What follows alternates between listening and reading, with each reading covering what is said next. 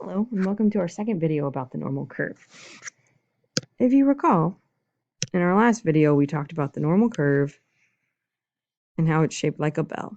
And we talked about everything that lies within one standard deviation or two standard deviations. Well, now we're going to do problems that aren't perfectly on a standard deviation. And to do that, we use the z-score, or sometimes called the z-value. Those terms are used interchangeably. So here is how we calculate the z-score. And basically, all the z-score is doing is turning your number into a number that fits on the basic normal curve, where you have 0 as the mean, and then this would be 1, and this would be 2. It's a ratio. So your z-score is found by taking your x, which is your data value, your mu, which is your mean, and then this goofy little symbol is your standard deviation. So it's your number minus your mean over your standard deviation. And let's do a basic one with some numbers. So if I have an x is 36, and my mean is 40, and my standard deviation is 6, what's the z-score? So I have z equals 36 minus 40 over 6. And I just pop that into my calculator. And unlike the past, we actually want decimals here, because what we are going to do is look up these numbers in a table. So don't worry about reducing fractions or anything like that. It's a waste of your time because you want decimals. And you're going to round to 2 decimal places. So negative 0.67. So what does this mean? So I took these numbers, which were on a normal bell curve. So the mean was 40, and then the standard deviation was 6. So this number is 6. So 46, and then this would be 34. And 36 is somewhere in between those two. So this is basically scaling this so that I'm thinking about it with my mean being 0, and then that's 1 and 1, and I want that number right there. It's the same thing. I've just shrunk it down. I do that so I can look the numbers and the area under the up on a table. When I am figuring out my percentage, I'm going to use a table, and I'll show you that table in a second. But the table is calculating this. It's calculating the percentage of the data to the left. And that's very important to always keep in mind. Anything you look up on the table is always calculating the left of your number. So keep in mind my z-score here is negative 0.67. So here's my negative table.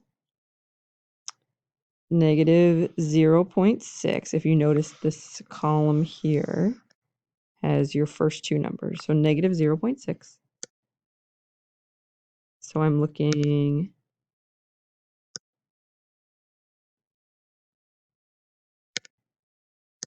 here. Oops. I'm looking here, and I'm trying to find the number that fits my situation best. This is an approximation. Since my z-score was 0.67, this is 0.6. If you notice the top here, it says 0.0, 0.1, 0.01, 0.02. So this is your second number. These are your first two numbers, and this is your second number. So 0.67 is where these two columns, this row and this column meet. So this is my percentage, 0.2541.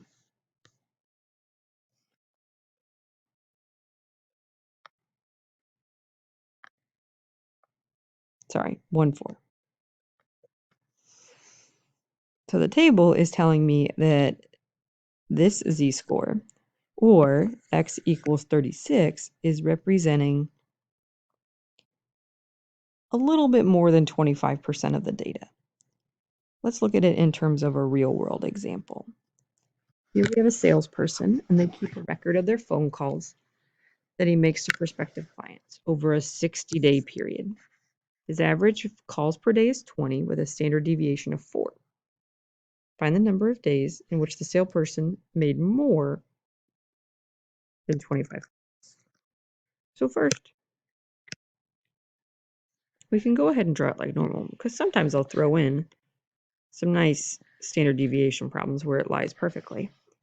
So your average phone call per day is 20, so that's your mean, and your standard deviation is 4. So 24, 28. So right away, I'm looking for 25. Well, 25 is right here, which is a little bit more than 24. It's one more than 24. So that's not going to help me. I want to know how many days he made more than 25 phone calls. So I want to know this.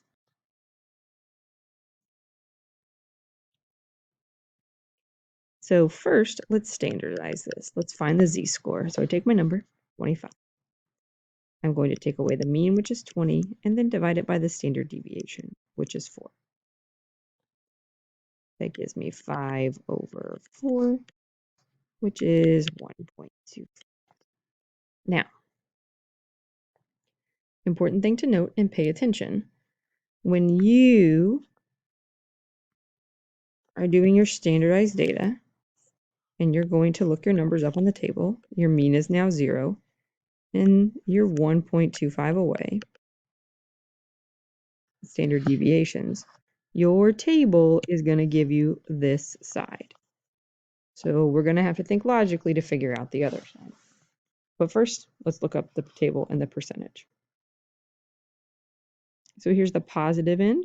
For the table was the negative side. And I'll put this table in Canvas so you don't have to look it up. So first find 1.2. That's the first number, 1.2. And then 1.25.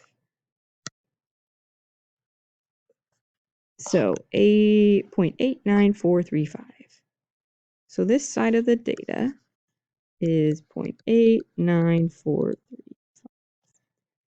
Now, I don't want that side of the data. I want this end. I want the numbers more than 25. There's a couple different ways you could do this. I personally like to keep in mind that the whole bell curve equals 1. So if I want to know what the other part of the data is, all I have to do is subtract from 1, which is 0.10565%. Well, which is a little bit more than 10%, almost 11%. So now, going back to my question, now that I know my percent, I want to know find the number of days in which the salesperson made more than 25 calls. So I've got this percentage represents the percentage that is more than 25 calls. And we did this over a 60-day period, so this multiplied by 60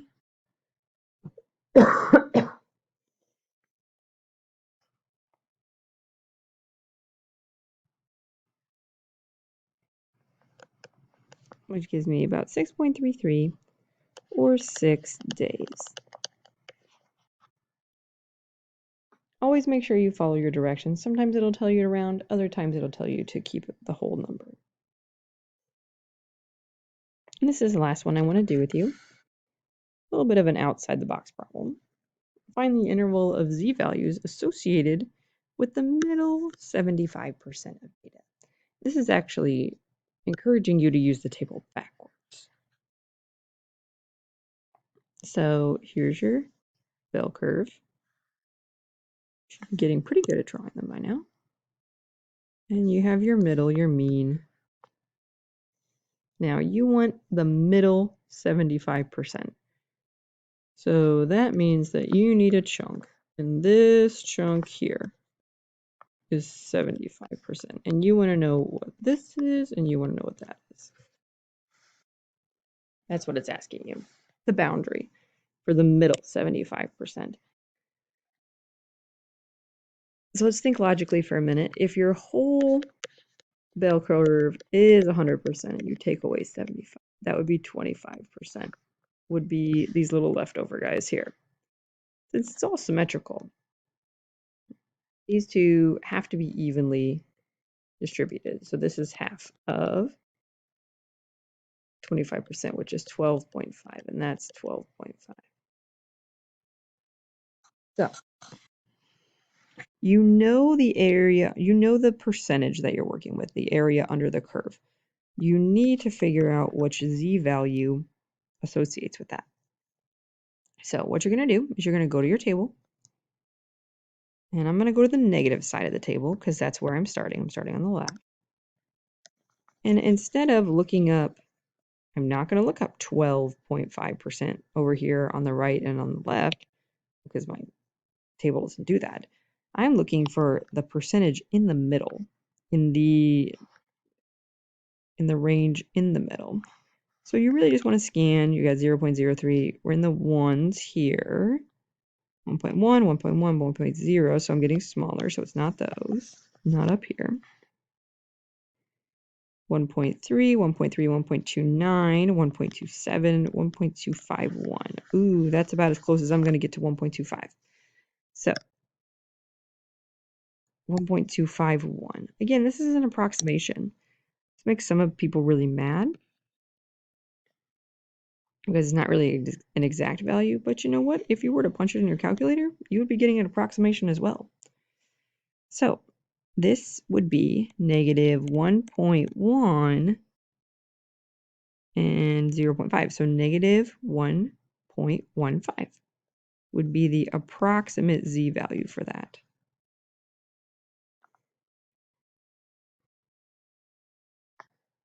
And since this is all nice and symmetrical, if negative 1.15 is here, this would be positive 1.15. And that would represent your middle 75%. This is all I have for you today. Our next video is going to talk about how to do this in your graphing calculator. Make your choices.